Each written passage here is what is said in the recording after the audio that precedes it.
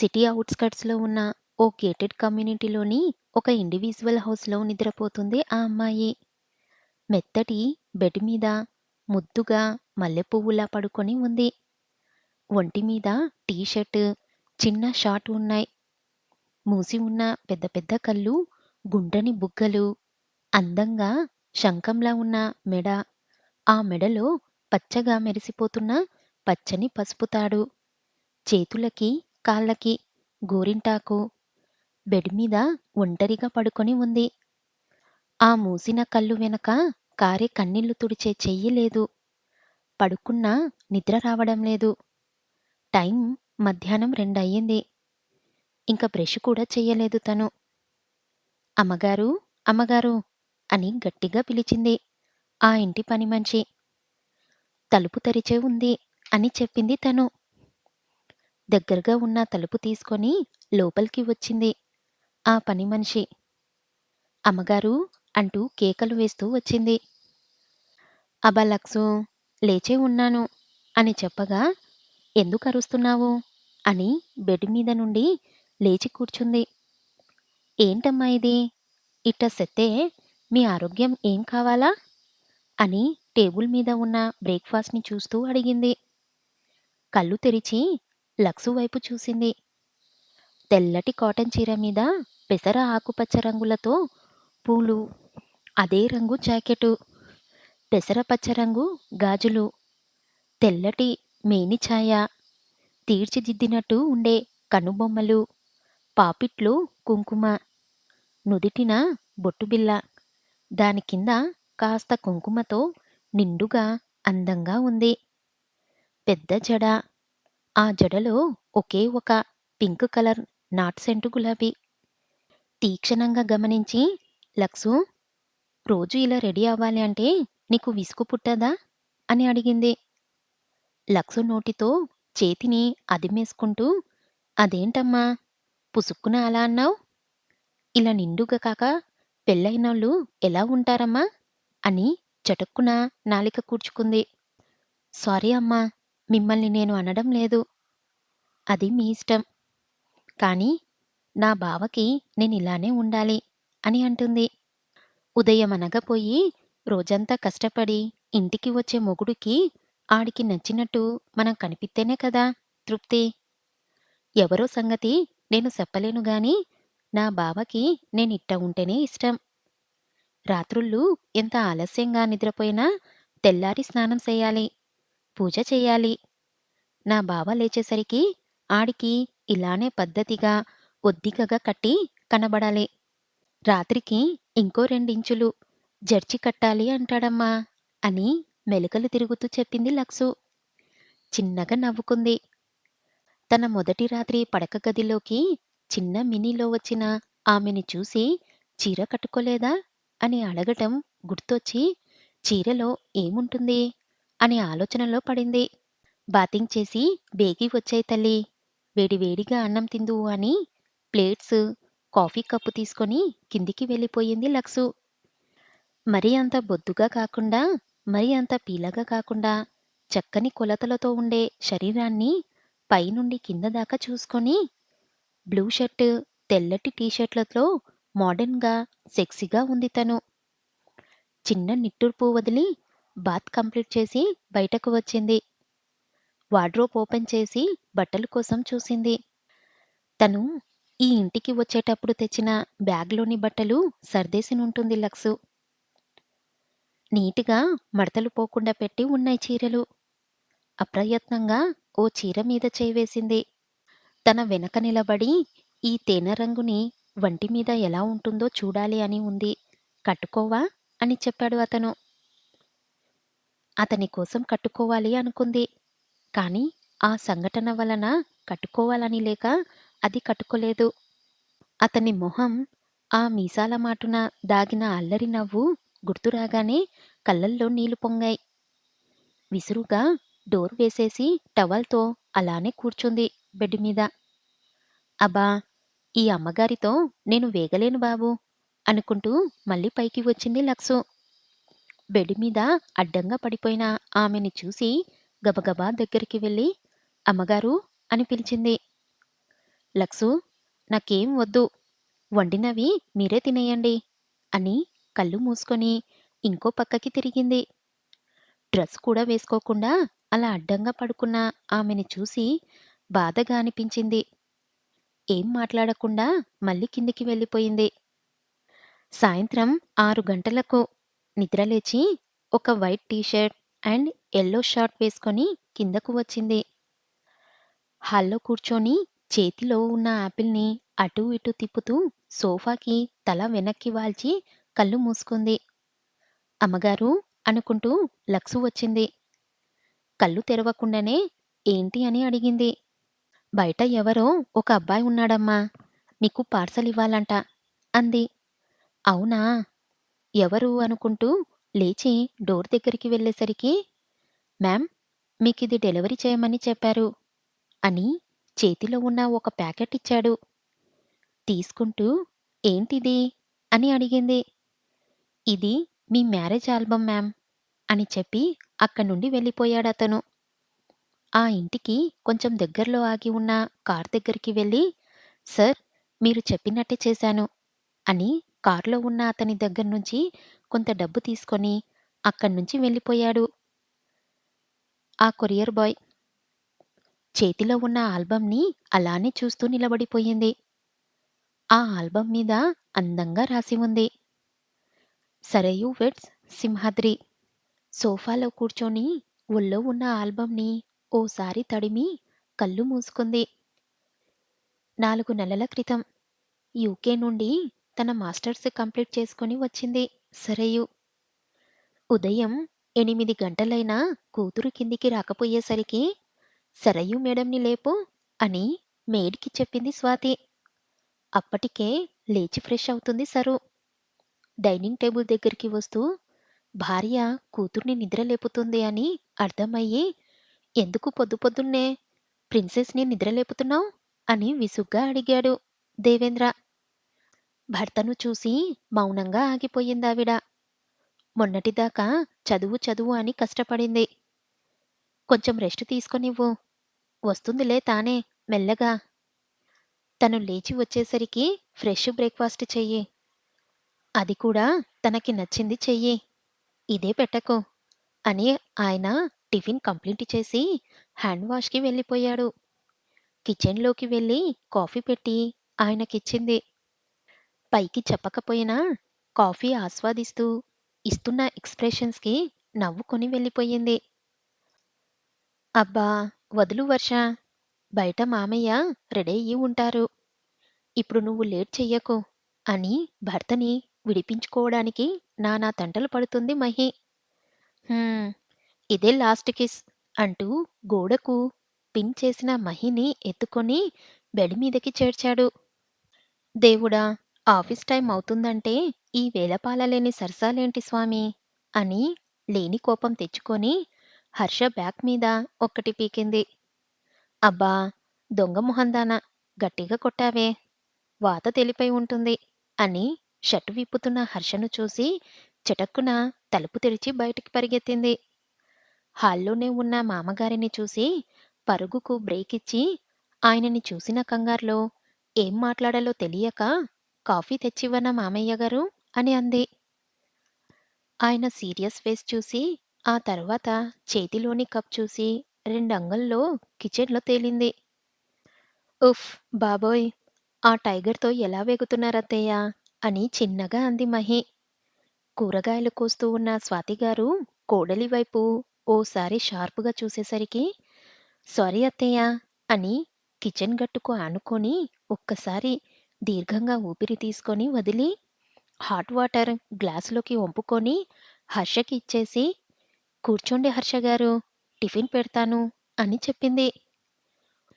రూమ్‌లో రేయ్ రారా పోరా, బయట గార్లు, బూర్లు, మస్తు షేడ్సున్నాయే నీలో, నైట్ చెప్తా నీ సంగతి అని లోగొంతుతో అన్నాడు. చిన్నగా నవ్వి అల్లం చట్నీ వెయ్యనా అని అడిగింది మహి. వెయ్యి అని చెప్పేసరికి ఇడ్లీ పెట్టి అల్లం చట్నీ వేసింది మహి. బ్లాక్ మిడ్డీ మీద వైట్ పోల్క డాట్స్ ఉన్న షర్టు వేసుకొని హెయిర్ లూజ్‌గా వదిలి చేతిలో బ్యాగ్‌తో కిందికి వచ్చింది సరయు. చేతిలో బ్యాగ్ ఏంట్రా అంటూ వచ్చాడు దేవేంద్ర. ఆఫీస్‌కి డాడీ అంటూ డైనింగ్ టేబుల్ దగ్గరికి వెళ్లి కూర్చుంది. అదేంట్రా వచ్చి 2 రోజులు కూడా కాలేదు. రెస్ట్ తీసుకో నాన్నా అంటూ తానే స్వయంగా ప్లేట్‌లో వడ్డిస్తూ అడిగాడు. యాహ్! డాడ్ ప్లీజ్ నాకు ఇంట్లో ఉండాలంటే బోర్ కొడుతుంది డాడ్ అంటూ ఇడ్లీ లాగించి కాఫీ వద్దు ఆఫీస్‌లో జ్యూస్ తాగుతాను అని చెప్పి తన కార్ దగ్గరికి వెళ్తుంది. మహి నైటొచ్చేసరికి లేట్ అవుతుందని వెయిట్ చెయ్యకని చెప్పి తండ్రి వైపు ఒకసారి చూసి ఆఫీస్‌కి బయలుదేరాడు హర్ష. హర్ష కంటే ముందుగా ఆఫీస్‌కి వెళ్ళి అందర్నీ ఏకిపారేస్తుంది సరయు. వేలకి వేలు జీతాలు తీసుకుంటూ టైంకి ప్రాజెక్ట్ కంప్లీట్ చేయడం రావడం లేదు అని తిట్టిపోసి, సరిగ్గా 3 వారాల టైం ఇస్తున్నాను చెయ్యండి అని అరుస్తూ ఉండగా వచ్చారు దేవేంద్ర, హర్ష. సరిగ్గా 3 వారాల్లో కంప్లీట్ అవ్వకపోతే ఈ ప్రాజెక్ట్‌లో ఉన్న 20 మందిని ఫైర్ చేసేయండి అని చెప్పి తండ్రి క్యాబిన్‌కి వెళ్లి కూర్చుంది. దేవేంద్ర రాగానే డాడ్ అంటూ ఆయన్ని హగ్ చేసుకుంది. కూతురి మొహంలో బాధ ఆయనకి స్పష్టంగా కనిపించింది. తానే చెప్పాలి అన్నట్టు మౌనంగా ఉండి, ఏరా బంగారం జ్యూస్ తాగుతావా? అని అడిగి జ్యూస్ ఆర్డర్ పెట్టి కూర్చున్నాడు. అలా ఎలా వదిలేశావు డాడ్? ఇంత పెద్ద ప్రాజెక్ట్ అని అడిగింది. జస్ట్ ఒక 4 డేస్ నుండి కొంచెం ఆఫీస్ పట్టించుకోవడం లేదురా. 2 ఇయర్స్ తర్వాత వచ్చావు. టైమ్ స్పెండ్ చెయ్యాలిగా నీతో అన్నాడు. హా! హా! డాడ్ అంటూ ఆయన భుజం మీద తల వాల్చింది. డోర్‌లో నుండి వీళ్ళ ఇద్దరిని చూసి వెనక్కి వెళ్ళిపోయాడు హర్ష. చైర్‌లో కూర్చొని టేబుల్ మీద తల పెట్టుకొని కళ్ళు మూసుకున్నాడు హర్ష. హే బేబీ అంటూ అతని దగ్గరికి వచ్చి భుజం మీద చెయ్యి వేసి జుట్టు కుదుల్లోకి చెయ్యి జోనిపి లైట్‌గా లాగింది సోఫీ. బాడీ మత్తుగా జరికిచ్చినా మనసు, మెదడు సడన్‌గా సిగ్నల్ ఇవ్వడంతో పైకి లేచి డోంట్ టచ్ మీ అన్నాడు సీరియస్‌గా చూస్తూ. బేబీ నీకిష్టం లేదు అనకు. ఐ నో నీకు నేనంటే ఇష్టం. నా స్ట్రక్చర్ అన్నా మోజు అని. అయినా కొత్త అన్నట్టు మాట్లాడుతున్నావేంటి? అని హర్ష మీదకి వస్తూ క్లోవేజ్ అనిపించేలాగా వంగింది. స్టాప్ ఇట్ అని కళ్ళు మూసుకొని గెటౌట్ అని గట్టిగా అరిచాడు. ఈ రోజుకి ఈ డోస్ చాల్లే అని నవ్వుకొని అక్కడ్నుండి వెళ్ళిపోయింది.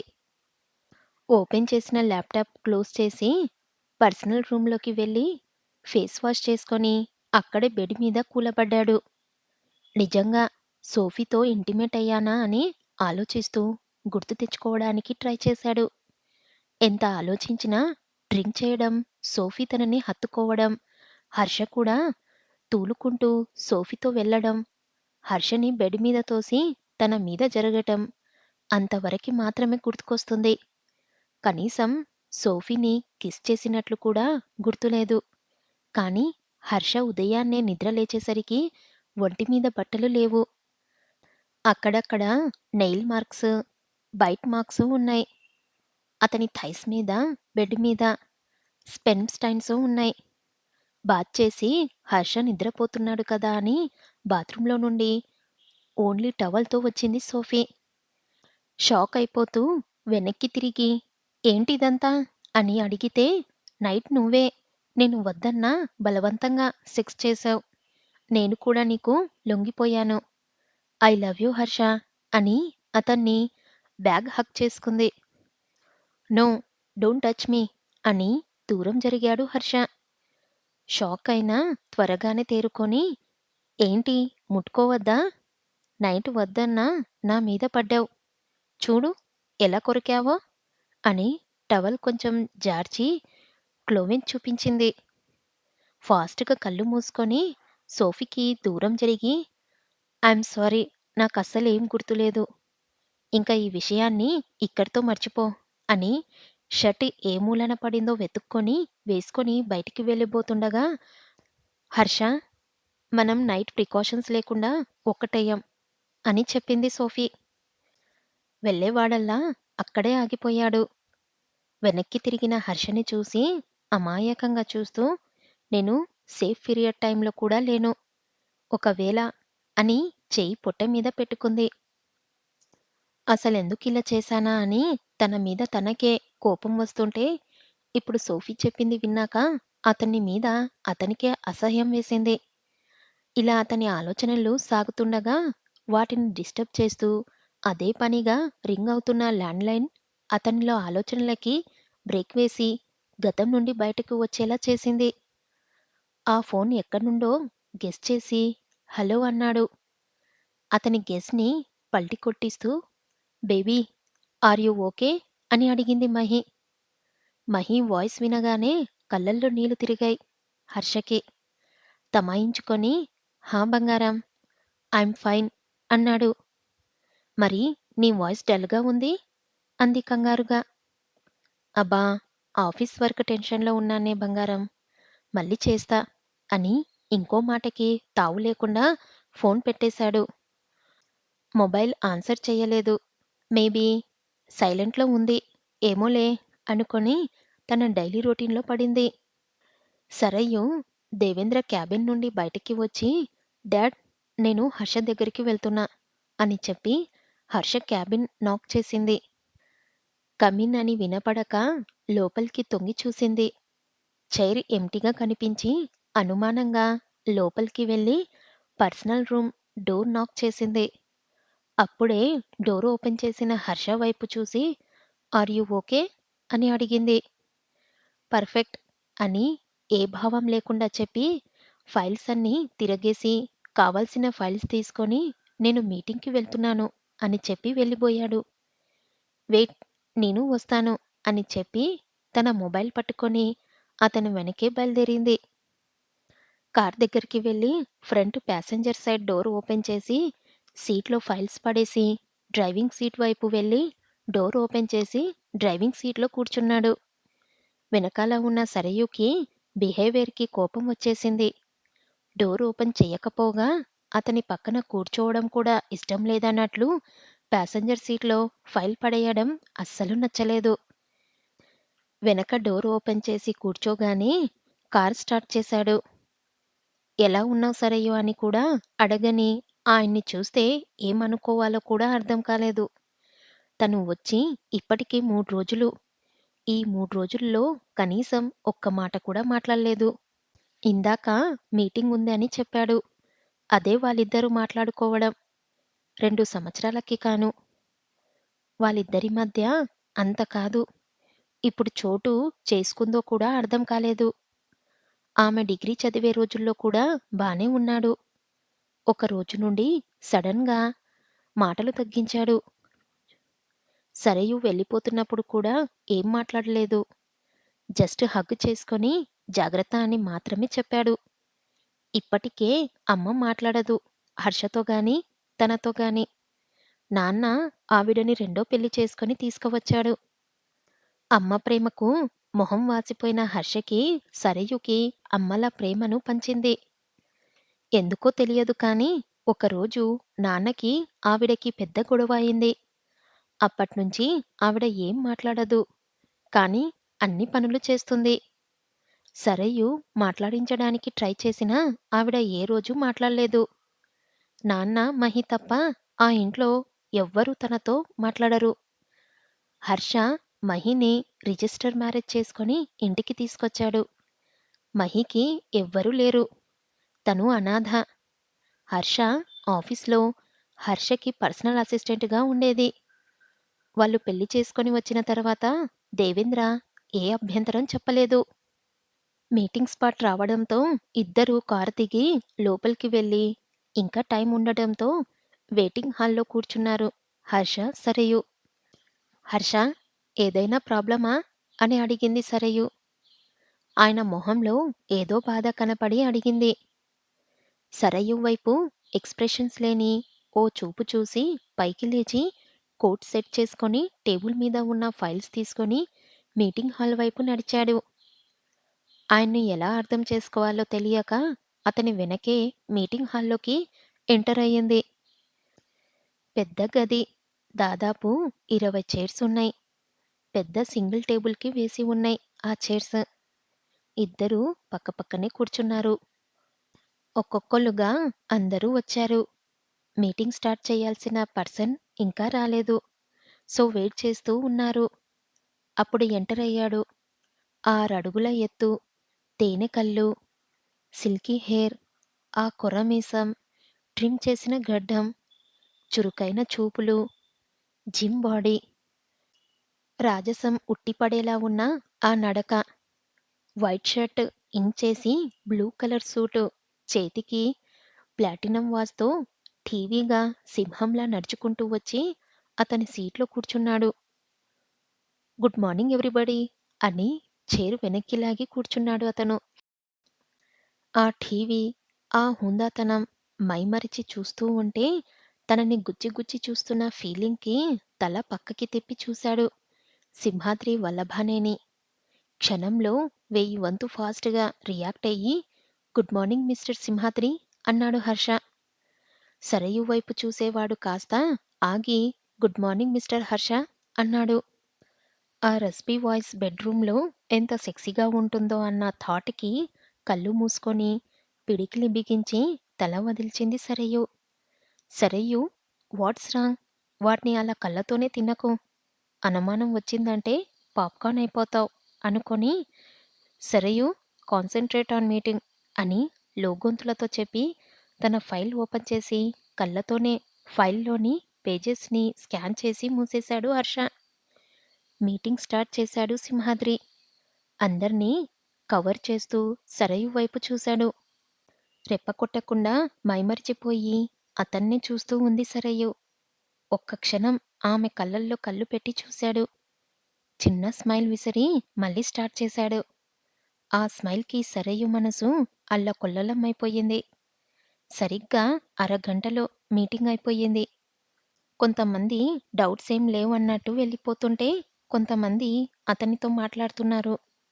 ఉండాలా? వెళ్ళిపోవాలా? అన్న సందేహంలో పడిపోయింది సరయు. సరయూ! నువ్వు ఆఫీస్‌కి వెళ్ళు. నాకు చిన్న పని ఉంది అని సింహాద్రి వైపు కదిలాడు హర్ష. చిన్న నిట్టూర్పుతో ముందుకు కదిలిన సరయుని మిస్ అని సింహాద్రి పిలిచిన పిలుపు ఆపేసింది. కళ్ళు బిగపట్టి కింద పెదవిని పళ్ళ మధ్యలో బంధించిన సరయుని చూసి నవ్వుకొని మిస్ అని మళ్ళీ పిలిచాడు. సరయు అలా బిగపట్టడం ఎదురుగా ఉన్న అద్దంలో నుండి సింహాద్రి, హర్ష, సింహాద్రి ఫ్రెండ్ ఇంకా మేనేజర్ అయిన గౌతమ్ ముగ్గురూ చూశారు. హర్షకి తల గోడకి పెట్టి కొట్టుకోవాలి అనిపించింది. సింహాద్రి అందరిలా కాదు. తనకి ఏ అమ్మాయి అయినా దగ్గరగా వస్తున్నారు అనిపిస్తే వాళ్ళని ముప్పు తిప్పలు పెడతాడు. జన్మలో అతని మొహం కూడా చూడకుండా చేస్తాడు. వెనక్కి తిరిగిన సరయు చిన్నగా అడుగుల్లో అడుగు వేసుకుంటూ సింహాద్రి దగ్గరికి వచ్చింది. ఫ్లోరల్ ప్రింట్ గౌన్, జుట్టు మొత్తం మెస్సి, బన్ పెట్టి, pink pink chicks, pretty face, ముఖ్యంగా ఆ కళ్ళు అతన్ని, ఆమెని పిలిచేలా చేశాయి. సైన్స్ చేసేసి అందర్నీ క్లియర్ చేసేశాడు సింహాద్రి. అప్పుడు అక్కడ సింహాద్రి, సరయు, గౌతమ్, హర్ష ఉన్నారు. సింహాద్రి నోరు విప్పేలోపు సరయు నీకు డాడ్‌తో ఛాంబర్ మీటింగ్ ఉంది. ఈవినింగ్ కాలరాత్రికి వెళ్ళే టైంకి నిన్ను పికప్ చేసుకోడానికి వస్తాను అని చిన్న స్మైల్ ఇచ్చాడు. చేసేదేం లేక చిన్నబోయిన మొహంతో సింహాద్రి వైపు చూసి కళ్ళతోనే వెళ్ళొస్తా అని చెప్పింది. దానికి సమాధానంగా సింహాద్రి నవ్వడంతో అక్కడ్నుండి వేగంగా వెళ్ళిపోయింది. ఉఫ్ అనుకొని తల తిప్పిన హర్షకి తన్నే చూస్తున్న సింహాద్రిని, గౌతమ్‌ని చూసి లైట్ స్మైల్ ఇచ్చి నా చెల్లి అని చెప్పాడు. ఓహ్! తనేనా నీ చిన్నారి చిట్టి చెల్లి? అని అడిగాడు గౌతమ్. హ్మ్. నీకు కూడా చెల్లి అని యాటిట్యూడ్‌గా చెప్పి ఏంట్రా అలా తరిమేశావు? నేను జస్ట్ తనతో మాట్లాడదామని పిలిచాను. ఏదో కొరుక్కు తింటానన్నట్లు అలా పంపేశావు అన్నాడు సింహాద్రి. సింహాద్రిలో కనపడిన ఆ ఆరోగ్యంట్ స్మైల్‌కి గౌతమ్‌కి ఏదో ఆశ వేస్తే హర్షకి మాత్రం భయం వేసింది. ఎక్కడ సరయు సింహాద్రి వల్ల హర్ట్ అయితుందో అని ముగ్గురు కలిసి సింహాద్రి పర్సనల్ రూమ్‌లోకి వెళ్లి కూర్చున్నారు. కాఫీ అని ఇద్దరి వైపు చూసి కళ్ళు ఎగరేశాడు. ఓకే అన్నట్టు తల ఊపగానే ఫోన్ తీసుకొని 3 కాఫీ, 1 షుగర్‌లెస్ అని చెప్పి ప్రాజెక్ట్ డీటెయిల్స్ చూస్తున్నంతలో లోపలికి వచ్చింది సింహాద్రి అసిస్టెంట్ తార. గౌతమ్ గుండె కడుపులోకి జారిపోయిన ఫీలింగ్ వచ్చింది. తార ప్యూర్ బ్లాక్ అండ్ బ్లాక్‌లో వచ్చింది. ఒక్కసారైనా చూడకపోతుందా అని అలానే చూస్తూ ఉన్నాడు గౌతమ్. అసలు ఎవ్వరి వైపు చూడకుండా కాఫీ ఇచ్చేసి తిరిగి వెళ్ళిపోతున్న తారని మిస్ తార అని పిలిచాడు సింహాద్రి. బిక్కచిచ్చిపోయింది తార. కళ్ళల్లో నీళ్లు తిరగబోతుండగా బలవంతంగా ఆపేసి అవసరం పడింది సార్ అని తల వంచుకొని నిలబడింది. ఇది మూడోసారి తార. కటింగ్స్ పోను నీ చేతిలో మిగిలేది 8,000. అప్పుడు ఏం చేస్తావ్? అని అడిగాడు. దించిన తల ఎత్తలేదు తార. ఒక ఫైల్ ఓపెన్ చేసి దాంట్లో నుండి ఓ పేపర్ తీసి ఇస్తూ మల్టీ స్పెషాలిటీ హాస్పిటల్లో రేపు షార్ట్ 10కి అపాయింట్మెంట్ మీ మదర్‌ని తీసుకువెళ్ళు. ఇది ఎవరి పర్సనల్ ఇంట్రెస్ట్ కాదు. కంపెనీ ఇచ్చే బెనిఫిట్. యూజ్ ఇట్ అని నవ్వుతూ చెప్పాడు. థాంక్యూ సార్ అని కళ్ళల్లో నీళ్లు జారిపోతుండగా అక్కడ్నుండి వెళ్ళిపోయింది. ప్రేమ అంటూ వెంటపడటం కాదు. అవసరాలు, కష్టాలు కూడా పంచుకోవాలి ఇడియట్ అని గౌతమ్‌ని కసిరి హర్ష వైపు చూస్తూ కాలాత్రికి ఎందుకు అని అడిగాడు సింహాద్రి. అమ్మో! పెట్టేశాడు అనుకొని అలానే చూస్తూ ఉన్నాడు హర్ష. చెప్పరా? ఎందుకక్కడికి? అని అడిగాడు మళ్ళీ. అక్కడ తనది డాన్స్ పెర్ఫార్మన్స్ ఉంది ఈరోజు. తను క్లాసికల్ బాగా వేస్తుంది. తను స్టేట్స్ నుండి వచ్చిందని తెలుసుకొని అప్రోచ్ అయ్యారు. సో వెళ్ళాలి. చాలా అని చెప్పి ఒక్క గుక్కలో కాఫీ గొంతులో వంపుకొని అక్కడ్నుండి హడావుడిగా బయటికి వచ్చేశాడు. నీ సంగతేంటి? అని కళ్ళు ఎగిరేశాడు సింహాద్రి. వెళ్తున్నా. నాకు ఈవినింగ్ యూఎస్ క్లయింట్స్‌తో మీటింగుంది. నేనింక రేపు కలుస్తాను నిన్ను. సీ యూ అని వెళ్ళిపోయాడు గౌతమ్. సింహాద్రి తన ల్యాప్‌టాప్ ఓపెన్ చేసి వర్క్ స్టార్ట్ చేశాడు. పర్సనల్ క్యాబిన్‌కి కాకుండా పూల్ సైడ్ వెళ్తూ మిస్ తారా బడ్జెట్ ఫైల్ తీసుకొని రండి అని లిఫ్ట్ దగ్గర నిలబడ్డాడు. బ్యాగ్‌ని పైకి తీసుకొని ఫైల్ తీసుకొని లిఫ్ట్‌లో పైకి వెళ్ళింది. ఏడో ఫ్లోర్‌లో ఉన్న పూల్ ఏరియాలో నిలబడి కాల్ మాట్లాడుతున్నాడు గౌతమ్. అక్కడ ఉన్న టేబుల్ మీద ఫైల్ పెట్టేసి వెనక్కి తిరిగింది తార. వెనక్కి తిరిగి చిటిక వేసి పిలిచి ఆగమన్నట్టు చెయ్యెత్తి సైగ చేశాడు. ఆగిపోయింది తార. 5 నిమిషానికి కాల్ అయిపోయింది. తార వైపు వచ్చి ఎందుకే నిలబడ్డావు? కూర్చో. వచ్చావుగా అంటూ చైర్ లాక్కొని కూర్చున్నాడు. సమాధానం చెప్పకుండా అలాగే నిలబడింది తార. కమాన్ తారా! నువ్వు అలా మౌనంగా ఉంటే నాకెలా తెలుస్తుంది చెప్పు? అంటూ పైకి లేచి తార చెయ్యి అందుకోబోయాడు. ఒక్క అడుగు వెనక్కు వేసింది తార. హేయ్! ఏంటే నీ ప్రాబ్లమ్? అని అరిచాడు. ఇన్నేళ్లలో ఎప్పుడూ అరవని గౌతమ్ అలా అరిచేసరికి బిక్క చచ్చిపోయి కన్నీళ్లతో అలానే నిలబడింది. చెప్పమ్మా! చెప్తేనే కదా తెలిసేది? అలా మౌనంగా ఉంటే ఏం అర్థమవుతుంది? ఇలా లోన్స్ తీసుకొని చాలీ చాలక ఎందుకు ఇబ్బంది? నన్ను అడగలేకపోయావా? అసలు నీ ప్రాబ్లమ్ ఏంటి అని తెలుసుకుందాం అనుకున్నా. కానీ ఆమడ దూరం పెడుతున్నావు. ఇంక ఏం చెయ్యను? నువ్వే చెప్పు అన్నాడు. ఏం అవసరం లేదు సార్. నేను మేనేజ్ చేసుకోగలను అంటూ లిఫ్టు వైపు వెళ్ళింది. చేతిలో ఉన్న ఫోన్ టేబుల్ మీద విసిరి హే ఆగవే అంటూ ఆమె వెనకే వెళ్ళి రెక్క పుచ్చుకొని బలంగా తన వైపుకు లాక్కున్నాడు. వదులు అంటూ గింజుకుంటూ ఉంటే ఇంకా గట్టిగా పట్టుకొని అమ్మా బొమ్మ అంటూ ఉంటే నాటకాలాడుతున్నావు అని బుగ్గలు నొక్కేస్తూ బానే ఉన్నావుగా సడన్గా ఏమైంది అంటూ అడిగేసరికి Gautam please leave me it's hurting అంటూ ఓ చేత్తో నెట్టేస్తూ వదిలించుకోవాలి అని చూస్తూ అతని భుజం మీద పిడికిలితో కొట్టింది. విసురుగా దగ్గరికి లాక్కొని పెదవులు అందుకొని ఫోర్స్‌గా కిస్ చేశాడు. వదిలించుకోవడానికి ట్రై చేస్తుంటే గట్టిగా బైట్ చేశాడు గౌతమ్. పెదాలు జుమ్ అని లాగినట్టు అనిపించి కొట్టడం ఆపేసి గౌతమ్ ఇష్టానికి వదిలేసింది. లిఫ్ట్ ఓపెన్ అవ్వడం, గౌతమ్‌ని వెనక్కి లాగడం క్షణాల్లో జరిగిపోయింది. వెనక్కి తిరిగిన గౌతమ్ మొహం మీద ఒక పంచిచ్చాడు సింహాద్రి. ఆ! అంటూ అరుస్తూ, అబ్బా! ఏమొచ్చిందిరా అలా కొట్టావ్? అంటూ పొట్టెత్తి పోతున్న దవడ మీద చెయ్యి వేసుకొని అడిగాడు గౌతమ్. మూసేయ్! ఇంకో మాట మాట్లాడినా చంపేస్తాను. ఇడియట్! అని అరిచి తార వైపుకి తిరగ్గానే తల వంచేసి చిన్నగా వెక్కిళ్ళు పెడుతూ ఉంది. తారా! అంటూ దగ్గరికి వెళ్ళబోయాడు. భయంతో గజగజ వణుకుతున్న తారని చూడగానే ఇంకా కోపం పెరిగిపోయి, గౌతమ్ కాలర్ పట్టుకొని, వెధవా! అంత పోటుగాడివా? తనని చూశావా ఎలా వణుకుతుందో? అని కళ్ళెర్ర చేస్తూ అడిగాడు సింహాద్రి. తార కింద కూర్చొని ఏడుస్తుంది. గాడ్! నిజంగా స్టూపిడ్‌లా బిహేవ్ చేశానా? అనుకుంటూ హే తారా! బేబీ! ఐయామ్ సారీ అంటూ కింద మోకాళ్ళ మీద కూర్చొని చెయ్యి వెయ్యబోయాడు గౌతమ్. పైకి లేచి కళ్ళు తుడుచుకొని నేను వెళ్ళొచ్చా సార్? అని అడిగింది Tara. Tara! Stop behaving like stupid. అసలేం మాట్లాడకుండా అలా వెళ్ళిపోతే ఎలా? అంటూ చెయ్యి పట్టుకొని ఆపేశాడు.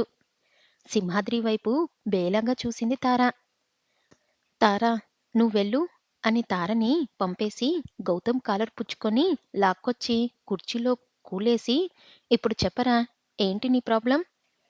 ఇది నా ఆఫీస్. ఇలాంటివేమైనా ఉంటే బయటికి వెళ్ళాక పెట్టుకో. నా ఆఫీసులో ఇలాంటి చిల్లర వేషాలు వేస్తే చీరేస్తా. నువ్వు నా కంపెనీలో మేనేజింగ్ డైరెక్టర్ అయి ఉండొచ్చు. నా ఫ్యామిలీ ఫ్రెండ్‌వి, నా బెస్ట్ ఫ్రెండ్‌వి అయి ఉండొచ్చు. బట్ ఇది నా ఆఫీస్. తను నా అసిస్టెంట్. తనతో ఇంకోసారి ఇలా బిహేవ్ చేస్తే మర్యాదగా ఉండదు అని వార్నింగ్ ఇచ్చాడు. అది కాదురా! తనంటుంటే ఉష్ అని నోటి మీద వేలు పెట్టి చూపించి, తను ఎందుకిలా బిహేవ్ చేస్తుందో అడగడానికి ఇది సరైన పద్ధతి కాదు. తను నీలాంటి అమ్మాయి కాదు. అసలు నువ్వు తనకి సెట్ అవ్వవు. కాలేజ్ టైంలో చెప్పపెట్టకుండా వెళ్ళిపోయింది అని అప్పుడు ఇంకో అమ్మాయితో డేటింగ్ చేశావు. మళ్ళీ తను కనిపించాక నీది ట్రూ లవ్ అంటూ ఆ పిల్లని వదిలి మళ్ళీ తార వెంట పడి సాధించావు. ఇప్పుడు మళ్ళీ మొదలుపెట్టావు టార్చర్ చెయ్యడం. అసలేంట్రా ఇదంతా? అన్నాడు అసహనంగా.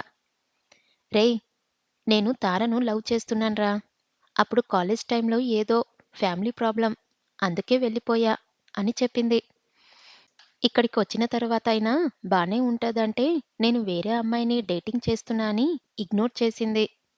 బట్ నేను తనని సిన్సియర్‌గా లవ్ చేశాను కాబట్టి మళ్ళీ వెంటపడి ఒప్పించుకున్నాను.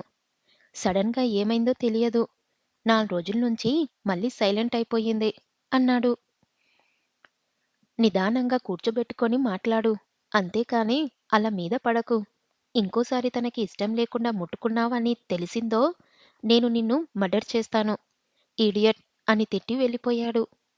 ఇప్పుడు దాని దగ్గర మళ్ళీ విలన్ అయ్యానా? కర్మరా నాయనా! అనుకుంటూ ఫైల్స్ అన్నీ కలెక్ట్ చేసుకొని కిందికి వెళ్ళిపోయాడు.